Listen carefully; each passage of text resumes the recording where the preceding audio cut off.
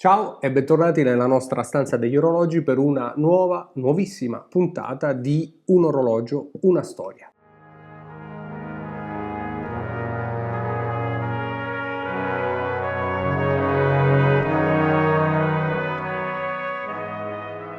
Partecipare è semplicissimo, potete farlo in prima persona ed è sufficiente inviare il vostro video nel quale raccontate la storia del vostro orologio preferito, magari, ad alessandro@toccoclock.com. Magari utilizzate Dropbox, WeTransfer, insomma uno dei servizi per trasferire file grandi, video in orizzontale. Mi raccomando, non abbiate paura e così potrete magari partecipare ad una prossima puntata. In questa, tuttavia, parliamo di Tissot, perché il nostro amico Adel ci ha mandato un video di un cronografo che io reputo straordinario, tant'è che lo vedrò presto dal vivo, magari lo vedrete qui su questa scrivania, non lo so, comunque un bellissimo cronografo, peraltro in condizioni di NOS, gliel'ho sempre invidiato, è un orologio che ha una storia che Adel ha deciso di raccontarci e lo facciamo live, insomma. Lo facciamo assieme. Io non ho ancora guardato né ascoltato il video e quindi la reaction la faccio assieme a voi. Prima ancora però vorrei parlarvi di Tissot, perché vale sempre la pena parlare di storia degli orologi, ma lo facciamo tra pochissimi secondi dopo la sigla. Iniziamo.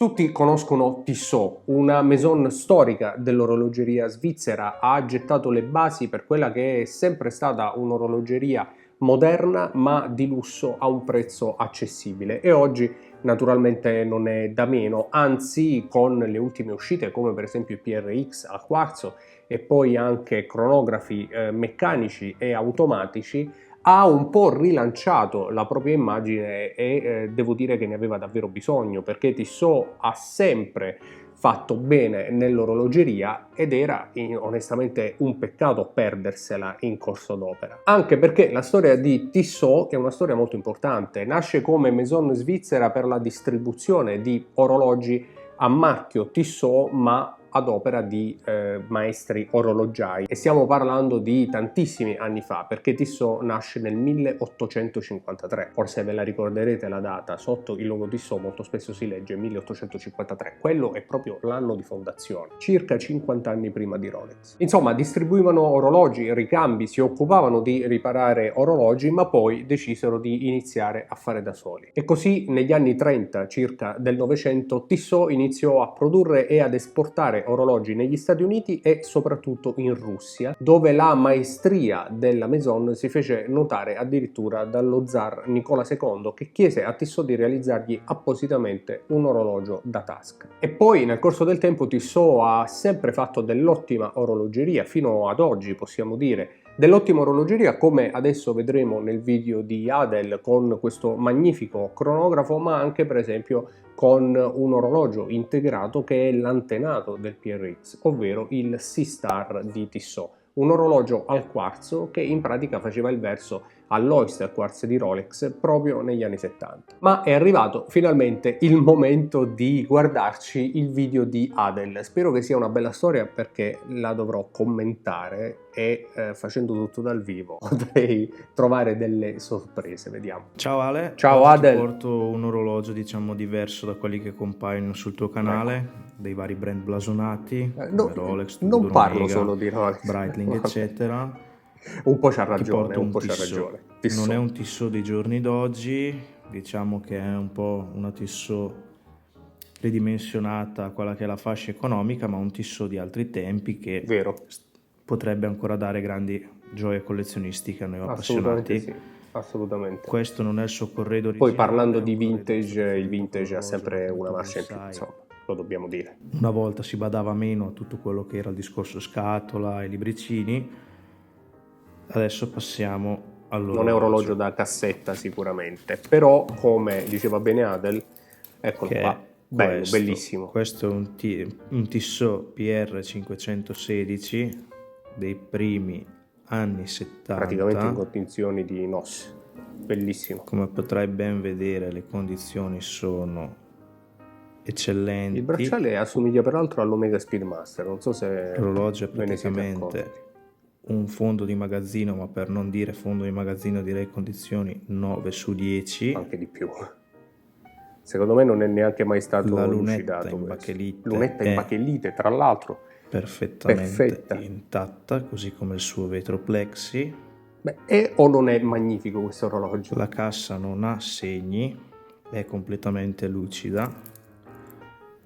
Sui lati è satinata, come puoi ben vedere, sulla parte frontale, a parte questi due micro segnetti qui sullo spigolo, che è molto molto vivo, probabilmente dovuti anche alla La movimentazione satinatura dell'orologio. riflette tantissimo con il suolo. Questo orologio è stato acquistato come fondo di magazzino dal precedente proprietario che mi ha venduto l'orologio, è stato completamente revisionato in maniera diciamo preventiva, perché l'orologio era un fondo di magazzino appunto, ma gli oli del movimento. Eh sì, bisogna stare attenti sicuramente anche con i NOS, anzi saranno soprattutto seccati, con i quindi NOS, perché l'orologio ha subito gli anche una oli revisione seccano, completa. quindi ottimo Poi puoi vedere revisione il bracciale necessaria. totalmente completo. La clasp non è mai stata lucidata perché il logo ha ancora Sì, perfetto. Anche il suo, la bisellatura della diciamo, clasp, guardate che vestimento bella nero e come all'interno. precisa. Bracciale Ovviamente la clasp in Tissot. lamierino. Lamierino che io amo, sinceramente, ancora oggi. E cosa dire? Questo è un orologio appunto dei primi anni 70, monta un movimento Lemania 1873, lo stesso movimento che troviamo sull'Omega o tanti altri orologi come l'Aviograph, che è sempre in mio possesso. E perché ho comprato questo orologio? Facciamo Sentiamo un la piccolo passo storia di indietro. Adel. Lascio qui un attimo l'orologio. Io ho iniziato a collezionare cronografi, il tutto è partito con questo Tissot con un 7750. Il cuscinetto, se vedete che in queste pessime condizioni c'è una storia dietro, Anche il cuscinetto che ha potete una trovare storia. anche sul canale dello Zio Poli. Poi ho acquistato un Vajou 7734 Bello. con questo Molto bello. quadrante diciamo monaco. Ok, quindi questo Tissot fa parte di una collezione di cronografi vintage. Sempre anni mi 70. pare di capire. E ho acquistato questo Landeron. Bello, bello. 248 degli Eppure anni Adel 60. era famoso per dei gusti un po' particolari. Non so se qualcuno di voi lo conosce, però. Appunto un Lemania. Lemania? Un Lemania che ovviamente ai tempi non avevo il budget per un Omega, ma diciamo il candidato era quello, allora ho fatto i conti e un mio caro amico aveva questo. Ok.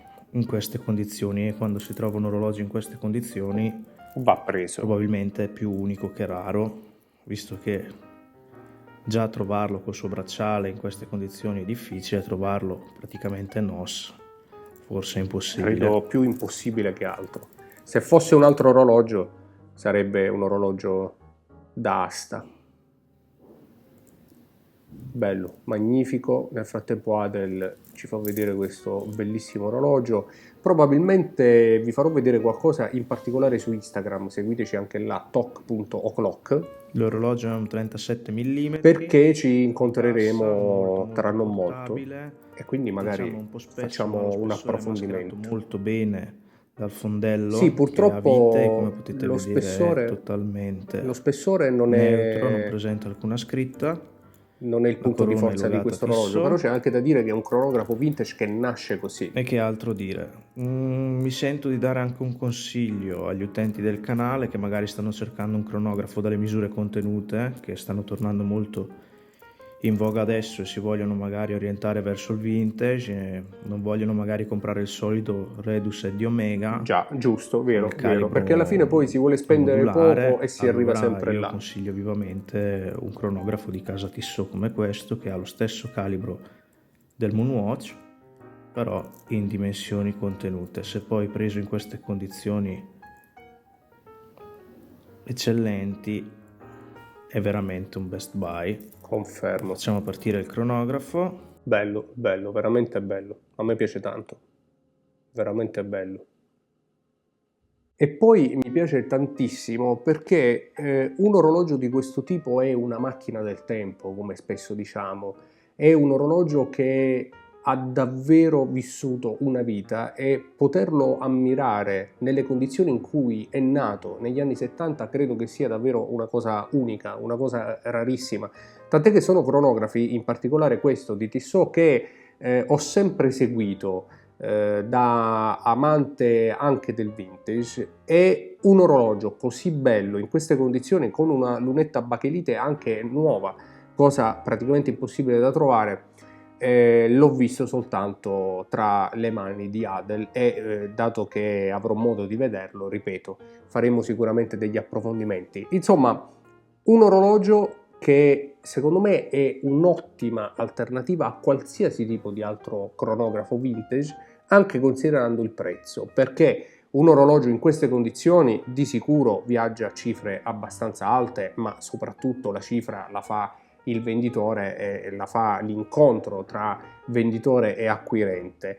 Però sono orologi che ancora oggi, magari non in queste condizioni, si trovano attorno ai 1000-1200 euro circa, il che fa capire che grande valore hanno degli orologi di questo tipo rispetto invece a ciò che viene venduto oggi di moderno, e che naturalmente non ha il fascino di un orologio vintage come questo. Insomma, grazie ad Adel per averci mostrato il suo bellissimo orologio e averci raccontato perché lo ha deciso di comprare da amante dei cronografi vintage. Se volete potete partecipare personalmente a un orologio una storia inviando il vostro video all'email alessandro@topoclock.com e raccontandomi la storia del vostro orologio. Io vi ringrazio per essere stati con me anche in questa puntata di Un orologio una storia. Ci vediamo in un prossimo video dalla nostra stanza degli orologi qui su TOC.